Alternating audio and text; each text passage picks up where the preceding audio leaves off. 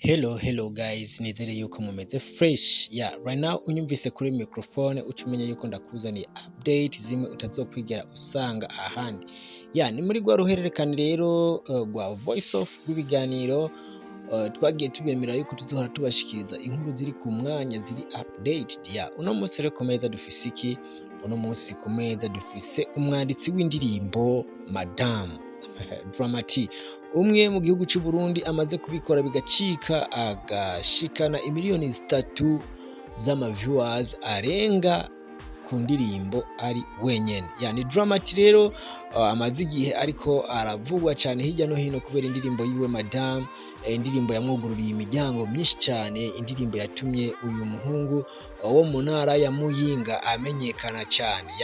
Ni Dramati rero uno munsi muri uku kwezi kwa kabiri itariki 1 z'ukwezi kwa kabiri 2023 yavuze ati hello guys, welcome February, ukwezi ngiye gusohoramwo indirimbo nshasha, choose the date for me. Ati yemwe uku kwezi kwa kabiri ati ni ukwezi ngiye gusohoramwo indirimbo nshasha, mumfashe rero muntoze izina. Abantu rero benshi ibibazo benshi bafise baguma biyumvira ati eske Dramati azokongera akore fresh nkuko yakoze kuri Madame canke se ni kwa kundi nyene, ni kwa kundi babandi baza bagakora hit imwe bakaca bagenda. Wewe urabibona gute? Wewe uvyumva gute bya Dramati? Ubona gute?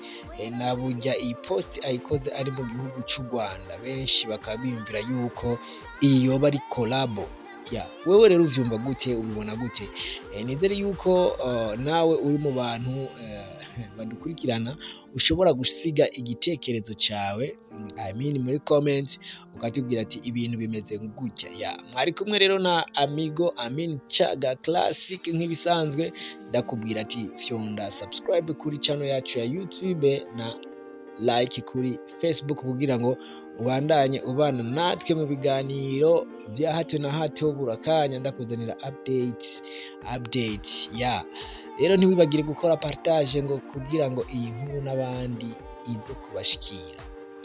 Ku kandi kanya rero no kundi munsi, bye bye, ciao.